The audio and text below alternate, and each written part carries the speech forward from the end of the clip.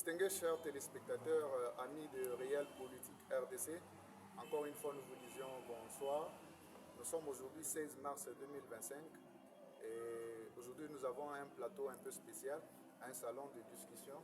Nous allons recevoir quelques personnalités politiques, communicateurs, journalistes et quelques représentants de la société congolaise. Et avec eux, nous allons parler d'un sujet très crucial parce que je voudrais vous rappeler que nous sommes ici à Kikwit dans le cadre de sensibilisation et mobilisation lancée par son Excellence Monsieur le Président de la République Félix Antoine Tshisekedi Tshilombo à travers la chef du gouvernement Excellence Judith Suminwa Tuluka du nom de Congolais Téléma. Alors nous sommes ici à Kikwit. Ensemble, nous allons décortiquer cette situation. Et je reçois pour vous Madame Nadine Sombou. Madame Nadine, bonsoir. Bonsoir. Signalons que vous êtes cadre de base à la Ligue des femmes IDPS et vous êtes aussi coordonnatrice des femmes leaders du Congo. En tout cas, bonsoir encore. Je vois Madame Lina Zola. Madame Lina Zola, bonsoir. Bonsoir. Signalons que vous êtes présidente de la Ligue de femmes, pour la fédération de Kikwit. Et vous êtes de l'UDPS. Bien sûr. Bienvenue et bonsoir encore. Merci, bonsoir. Nous recevons encore pour vous le président Badjo, parlementaire de Debout International. Président Badjo, bonsoir. Bonsoir, cher. Est-ce que vous allez, madame? Toujours. En tout cas, aujourd'hui. Alors, comment vous voyez la population congolaise s'imprégner de cette campagne de sensibilisation congolaise Téléma, surtout ici à Kikwit? Je commence par Madame Lina Zola parce qu'elle est notable ici. Elle est notable ici, c'est-à-dire elle connaît beaucoup de problèmes liés à la province et surtout qu'elle représente cette communauté des femmes. Alors Madame Lina, comment les femmes accueillent cette campagne de sensibilisation congolaise Téléma? Vous avez fait le tour de la ville. Merci, messieurs les journalistes. Je crois que d'abord, de par ma présence ici, moi qui représente toutes les femmes, ça prouve que toutes les femmes sont en union avec Madame la Première ministre Judith Suminwa. À Kikwit, en tout cas, toutes les femmes sont vraiment mobilisées. Elles sont très contentes d'accueillir pour la toute première fois la très distinguée femme, pour la toute première fois aussi qui a accédé à la primature. Et surtout que c'est aussi une femme maison, une femme de l'IDPS, parce que je représente non seulement les femmes de Kikwit, parce que je suis leader, par ma profession, déjà chef de travaux à l'ISP de Kikwit, je suis éducatrice, et aussi la présidente fédérale de la lutte des femmes de l'IDPS et Kikwit. Je connais quand même comment et quelle est l'attitude, le comportement des femmes de la ville. En tout cas, je peux vous rassurer que les femmes sont très contentes d'abord d'accueillir Madame la Première ministre Judith Suminwa et elles se préparent en conséquence pour montrer aussi, témoigner cette joie et cette union aussi avec nos frères de l'Est qui sont en train de souffrir en cette une telle campagne ne pouvait qu'être saluée. En tout cas, Madame Lina Zola, nous sommes au mois de la femme. Et le thème retenu pour ce mois, pour 2025, c'est la femme congolaise au centre des ambitions. Alors, est-ce que les femmes de Kikwit, est-ce qu'elles aspirent à des fonctions? Est-ce que vous voyez un esprit qui les envoie vraiment à un jour occuper des postes de grande responsabilité comme c'est le cas avec son Excellence Judith Suminwa Tuluka? Merci, messieurs les journalistes. Je ne voudrais pas vraiment marcher de gauche à droite. Madame Lina, elle est jeune femme. Déjà, elle venait de se présenter, vous sentez, elle est enseignante à l'université. Vous voyez qu'en tant qu'une jeune dame dans notre société congolaise, intégrer la politique et devenir la leader de toutes les femmes, devenir la présidente de la Ligue des femmes, ça veut dire une détermination, c'est un modèle et c'est un exemple aussi à suivre pour les autres femmes. Donc à travers moi, rassurez-vous que les femmes de Kikwit, comme toujours, c'est une ville historique. Politiquement, cette ville a sorti autant de politiciens, vous le savez bien, point de besoin de les citer, mais au moins vous pouvez vous rassurer qu'à Kikwit, les femmes vraiment s'intéressent aux questions politiques. Et comme le thème choisi, c'est Congolaise au centre de toutes les ambitions de notre pays, nous osons croire que, à travers l'arrivée de Madame, d'ailleurs pour la toute première fois qui a été reconnue. C'était d'ailleurs la première ambition de trouver une femme pour la toute première fois à la primature. C'était déjà le centre de nos ambitions. C'est un modèle que toutes les femmes pourraient s'inspirer et nous croyons que sa venue à Kikwit, c'est aussi pour encourager les autres femmes de Kikwit et pourquoi pas intégrer les autres femmes et tout autour d'elles pour qu'elles participent aussi dans la gestion de ces. En tout cas, Madame Lina Zola, nous vous disons merci. Mais quel mot pouvez-vous adresser à cette population de Kikwit qui vous suit? Je voudrais que vous le fassiez un peu en Congo. Un message de sensibilisation parce que demain, vous êtes sans ignorer que l'excellence Madame la Première ministre va faire son entrée ici à Kikwit. Elle va tenir un meeting. Alors, pour tous les Congo présentement à Kikwit d'abord ici, quel est le message que vous adressez? Matondo mingi tata journaliste samona motindu bemendima na kubinga Madame Lina Zola apisa na micro na beno na caméra na beno na kutuba samona population na beto ya Mbanza Kikwita puis na population ne Congo vacancy interleo ina kebaka Congo central Grand Bandundu puis na Kinshasa beto nyonso ke les populations mosi na espace linguistique ila muge tuba na Kikongo bampangi na mono ya bane Kongo kewa bampangi na mono ya Grand Bandundu kewa bampangi na mono pia Kinshasa kewa message ke ka mosi beno kwisa mingi na kuyamba mama na beto samba ke kwisa na message mosi ya mbote message ya mbalu kele ya kuvukisa population na betu nwanila Kikwiti na betu nwanila Bandundu na betu nwanila Mbanza na betu nyonso sa monde bubu yeka na bome botula betu mtoto yae bome botula betu Mbanza yae bome botula betu nsi na betu yae bete ezingilaka betu kena kisika kukwenda ve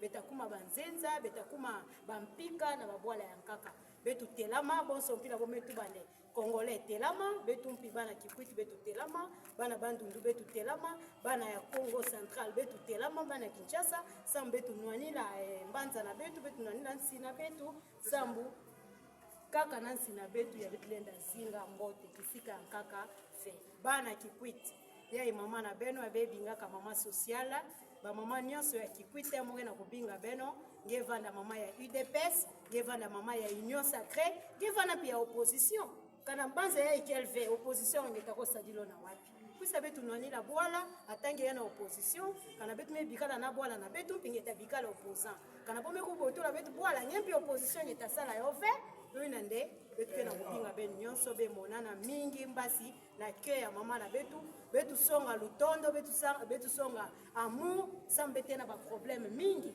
beta la Kikwiti na betu mubasa de mampangi be kusaka na Kikwiti be memona betu kena mpimpa courant qu'elle fait mfumu ya gouvernement ina ke pesaka ba solution na ba problème nyonso mama Judith Tuluku yende ke kwisa betu songa ni lutondo sambu na nima nandi betu lenda zwa ba solution na ba problème na betu matondo mingi tata journaliste matondo Madame Lina Zola. En tout cas, j'ai tout entendu, hein? Même si c'est difficile, mais j'ai tout entendu. Très heureux, Madame Lina, de vous entendre surtout dans ces sentences-là, qui seront vraiment accueillies par la population de ce contrée ici. Alors, Président Badjo, un voyage très difficile, de Kinshasa jusqu'à Kikwit, plus de 10 heures de marche. Alors, quelles sont vos impressions par rapport à la campagne de sensibilisation congolais d'éléments? Oui, quant à moi, je tiens d'abord à remercier le chef de l'État, Fatih Betom, je peux dire, notre sauveur, qui est venu avec une mission, le président de la République n'a pas un mandat. Et ce n'est pas pour moi un voyage très difficile parce que tout ce que je me suis dit au cours de route, et voir notre grand et beau si beau pays. La route elle est bonne. La route elle est bonne avec les efforts du gouvernement. Dans les noirs, la route bonne. Oui, la route elle est bonne. Non, on ne peut pas nuer. S'il y a des bonnes actions, je sais que le chef de l'État a réalisé quand même beaucoup de choses, mais sauf que les responsables, les gens à qui on avait confié la mission, n'ont pas voulu travailler sous la vision du chef de l'État. Donc il y a, je peux dire d'autre part, il y a un esprit de sabotage. Il y a des gens qui ne veulent pas vraiment rendre la tâche facile au chef de l'État ni à la population de Kikwiti. Et Et je suis très énervé, arrivé à Kikwiti à minuit, je trouve qu'on était dans le noir. Et là, je ne veux plus me taire. Oui, Président Badio, parce que je voudrais vous donner un peu quelques petites précisions. En sillonnant la ville, la population s'est plainte et cette population affirme que c'est depuis le départ de son Excellence, Monsieur le Président de la République. Donc, au moment où il est venu ici, il y avait du courant, mais une fois qu'il s'est envolé, et on a coupé de l'électricité. Est-ce que vous ne voyez pas comment vous appelez ça sabotage? Mais comment vous êtes au pouvoir? Est-ce que le pouvoir ne peut pas s'imposer dans le sens de donner la joie à cette population et que la personne qui est en train de mettre des brocs en jambes pour la joie de la population, parce que courant wana, mais tant qu'ils sont dans les noirs et que vous, le pouvoir, vous autres, bongo. Alors, mécanisme ni beaucoup pour ça là, pour que la population oyo et yo kapenza que vendre la Kikwiti, il y a du courant, et il y a de l'eau, j'ai vu, c'est plein de forages.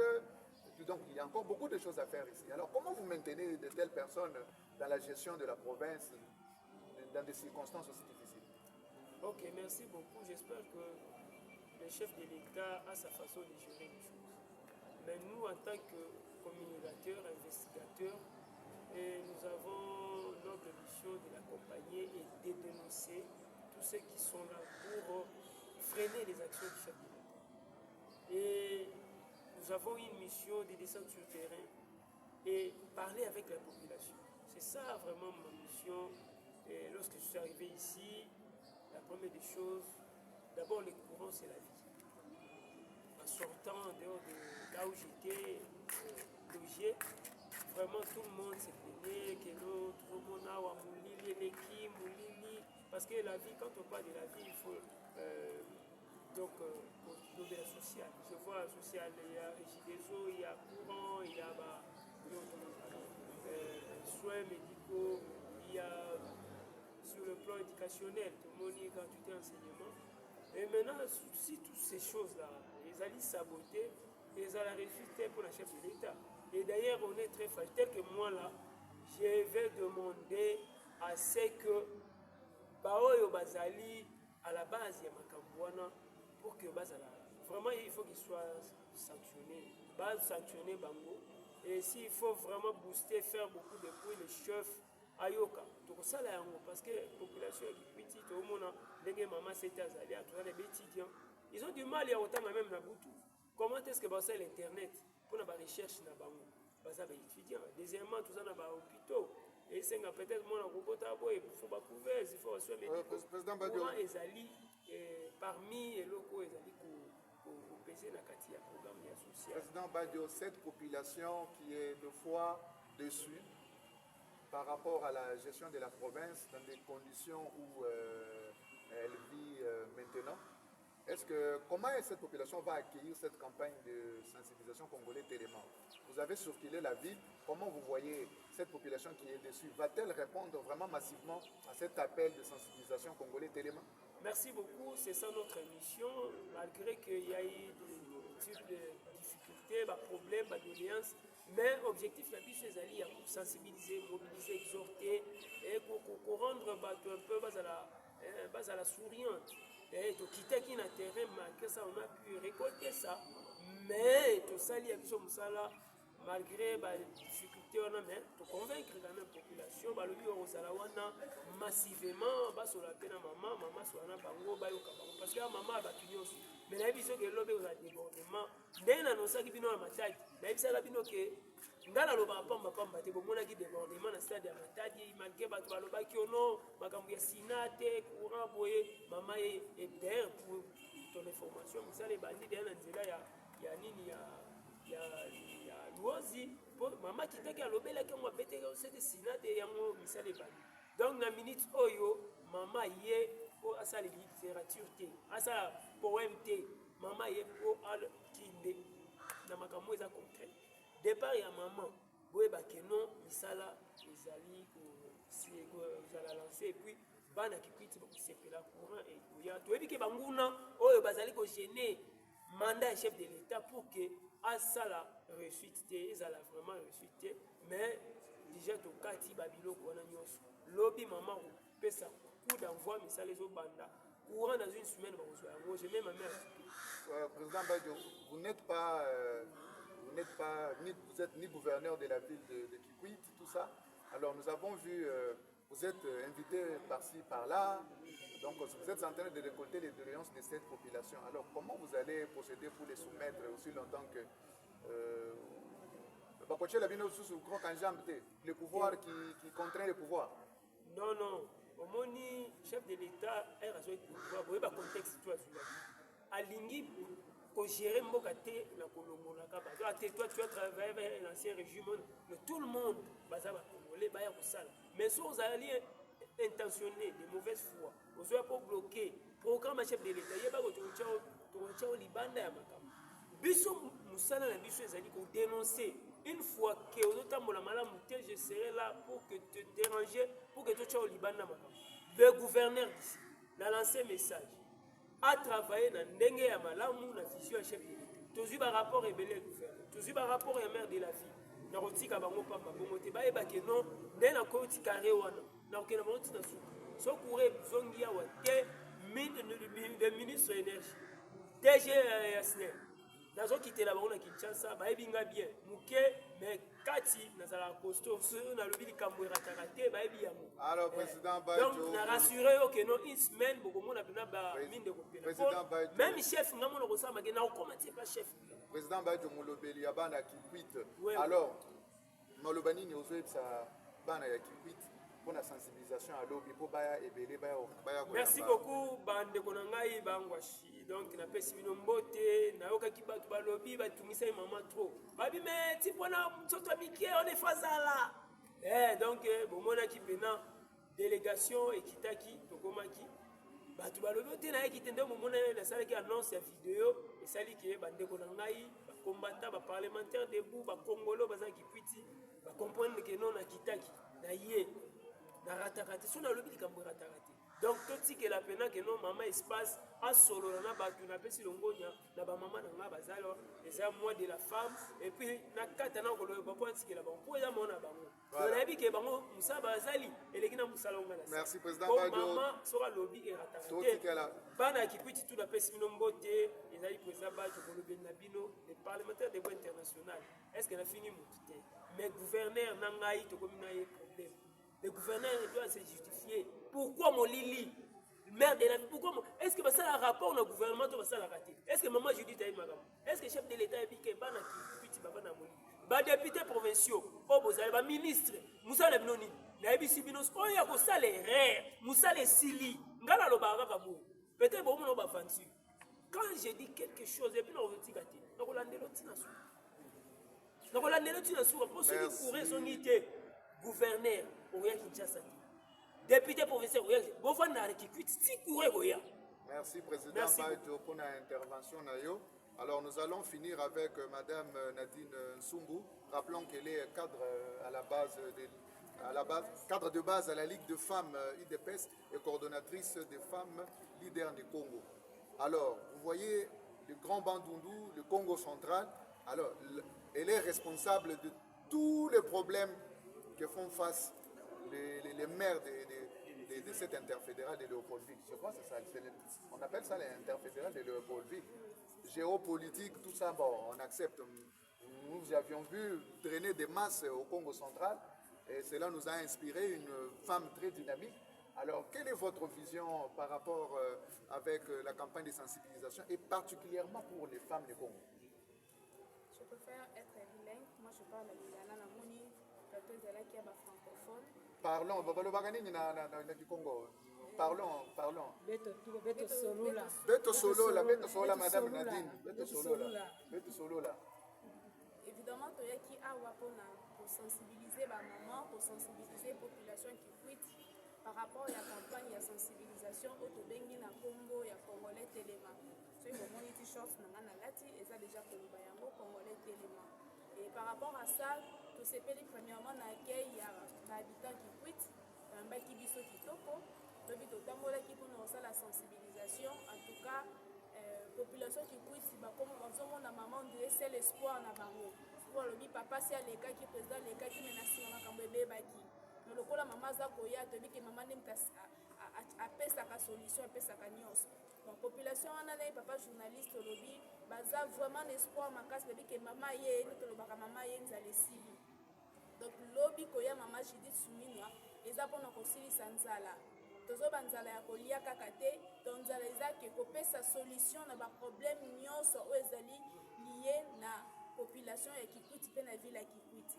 Tolobeli déjà problème ya courant ezopesa pasi mpe mawa, ville munene, ville kitoko. En tout cas natambolaki na Kikwiti, j'ai beaucoup aimé, j'ai beaucoup apprécié. Kikwiti eza vraiment kitoko, mais eloko ezoboma bango ezali courant, eloko ezoboma bango ezali mai. Donc bozomona biloko oyo ekoki kozanga te mais ezozanga. Et par là tomoni mauvaise foi ya bakambi na biso, et puis mauvaise foi kaka ya bakambi te, mais même ya baélu na biso toponaka. Je sais que Kikwiti eza na badéputés nationaux, Kikwiti eza na badéputés provinciaux, mais bato wana bazosala nini mpo na population oyo ebaki na conforté ba. Et sur ce tozosenga vraiment baélu ya Kikwiti. Oui, certes, biso toye tomoni tokonstate tozosala rapport mpa ya mama mpa koya komona mpo kozala ntan kosola na population, akozala ntan kosola bakouche nyonso ya population Kikwiti, mais du moins eza na basolution mosusu oyo bato nde ya kati nde balobelaka yango. Ce n'est pas dit ke biso towuti libanda toya koloba mpona makambo ya Kikwiti. Et les élus de Kikwiti basali nini, bazoloba nini mpona problème ya courant, bazoloba nini mpona problème ya mai. C'est vraiment déplorable, mais toyebi ke solution ekomona na mikolo ezali koya. Madame Nadine, certes que bakonzi bazali na responsabilité monene par rapport ya ba problème ya bandeko na biso ba maman ya Kikwiti. Alors bino na kati ya organisation interne na yo, parce que yo za quand même leader ya ba dame de Congo, est-ce que bozalaka na ba projet mon côté de grandes envergures oyo ekoki ko influencer mokonzi de sorte que na ndenge na bino bokoki ko banda eloko pour que bakonzi baya kotia bino maboko par rapport avec les femmes? Évidemment, ma projet est lié belé. Bomoni maman Lina Boyo qui est déjà maman ça pour encadrer les jeunes, ça pour encadrer les mamans parce que les jeunes parce qu'elle est professeure, elle est c'était na université munene où ils ont mis en amboka Kikwiti et puis ça pour encadrer les mamans na kati à partir de PES. Non seulement quand maman à partir de PES mais maman en général à Kikwiti, les babengé na komba maman sociale. En tout cas comme on a musala maman Lina zo sala a en amboka oyo te. En tout cas, c'est une femme de fer et c'est une femme à féliciter. Mais tu as vu que le projet PESALI est belé. Oh, tu peux soumettre à moi la solution que nous avons. Déjà, je vous informe, maman Lina, déjà, pour sensibiliser depuis, avant même maman première ministre Tchamakolo, pour la côte armée. Ils ont poussé les jeunes à se faire recruter dans l'armée pour défendre les libertés en Abisso. Et maintenant, le gouverneur en Abisso a écouté les salariés. Ba mère na biso ya ville Kikwiti bazo salani, ba conseiller communal Kikwiti bazo salani. Donc ba maman ba telemi et entre autres dans la maman Lina une femme forte pour sensibiliser pour que ça musala kitoko to mona que ce qui n'est to ba moi si sur telemi les choses bougent, les choses changent. Dès ba maman ba telemi ba koti likambo surtout que dans la moi na biso ba maman to ebike makambo ya bien et ça liboso na biso. Madame Lina Tosongela yo juste pour une minute. Merci beaucoup Madame Nadine Sumbu. Alors juste pour une minute, au sensibiliser qui population ya bana Kikwit pour que ba intégrer. Mais est-ce que vous avez une statistique déjà en termes de mobilisation, batu boni ba répondre na mbela na bino pour intégrer cette armée wana motuna ya liboso et puis pour sukisa. Est-ce que vous avez un cahier de charge de oyo lokola mokonzi ya zoya, est-ce que aussi on entamé déjà la démarche pour que la doléance na yo et kokoma la mokonzi pour que a répondre na musala yo na kati ya usala na province ya Kikwiti? Tondio papa journaliste na lobaki déjà twana Kikwiti mono mutatu bana Kikongo sambo message na mono feti luta bana Kikwiti nyonso kudanda yo bote surtout que mosi ya balanga na betu national. Peut-être la sensibilisation, maman Lina ku bandanta ma la sensibilisation, peut-être au bandaka na étudiant, ku bandanta na étudiant, ou que les longi non seulement na ISP de Kikwiti, muge longa na ISC Kikwiti, puis muge longa ka na ISTCK kuna na ba tata mimpe, ba sango. bon nyonso en tout cas boke sensibiliser les étudiants ya ba institution ina na ya université puis ya kikwite parce que ba jeune ke kuna beto encadraka bomenzima tata journaliste muke songa nyende awa liste kele nkutu ya ba jeune na menzima bokota armée bokele na ba identité na bo ba vidéo na bokele ou ban sampi belenda mona yo bo mosimpi bokele bo ilama déjà d'ailleurs parmi ba problème ya bopoza mono bosonga mono sambu bokwena na armée ba jeune ntete condition physique parmi ba jeune ya moke encadraka ke ba jeune sportif boke na ba salle penza ya gymnastique fait mais boke sala sport na bona ba condition mosi en passe salle na bokele ba vidéo ina belenda tala sambe mona na ki condition ya boke sala sambu yelenda baka ve armée ina aptitude physique qu'elle veut atako nona ki mutindo alors bokele bometu bande bo boke na nima ya gouvernement boke na nima ya FRDC na betu boke na nima ya Mukwantombolo mfumu ya Bwala Félix Antoine Tshisekedi Tshilombo ina kele mfumu ya ba militaire ya ba soldat puis ya armée nyonso bokele tata journaliste ba statistique mingi betme enregistré déjà kena ba nkaka ku se manifestaka mais betme mani santé tu ve enrôlement na bon ba liste kele ba identité na bon puis ba photo na bon piqué déjà ou ba sande na nima émission betulenda ensemble kutula en ordre liste ina bele na pikutana na ba jeune na be solula na bo bo monsi bokele mumpamba ve mutatubila bo kansi ko kuvanda na ntola na bo na face na boke mbote mingi na nima na yo betme sensibiliser mpi ba base na kikwiti kena ba groupe ya ba jeune garçon me kuma kuvukana na balweka ya ba avenue na balweka mikidi na kuteka pi na kunwa ba malafu ya ngolo ba malafu ya ngolo ke fwa bo ba nitu boke binga bo ba base boke sala ba mouvement mosi yoke le bonso ba kuluna na Kinshasa ka betlenda binga muke kwendaka mu sensibiliser bo ba mingi mingi masambo bika kisalo ina botula ngolo na bo ina ba quartier na kunwani la banza na betu mpinsi toto na betu. En tout cas, c'est sur ces propos que nous allons clore cette émission. Mesdames et messieurs, vous étiez très nombreux à pouvoir nous suivre. Veuillez suivre ce magazine en rediffusion afin de s'enquérir de la situation ici dans la province de Kikwit, où Madame la Première ministre Judith Suminwa Tuluka va faire son arrivée ici demain. La population a été sensibilisée tous azimuts pour accueillir surtout le message, le fond qui sera délivré demain, afin que le Congolais prenne conscience de la situation qui le menace sous cette agression rwandaise soutenue par la communauté internationale et avec une trahison interne de certains Congolais. Mais par la grâce de Dieu, tous unis, soudés, alors parce que nous sommes des médias qui sensibilisons la population à l'amour de la patrie, au patriotisme, de s'élever au-dessus de nos émotions et des titres individuels et profits personnels, parce que nous n'avons qu'une seule nation, la République démocratique du Congo. C'est sous ces termes, nous disons merci au président Badio. Merci beaucoup, j'ai dit merci. Merci beaucoup à Madame Lina Zola. Matondo, Madame Nadine Sumbo. À nous revoir à la prochaine. Merci beaucoup. Merci.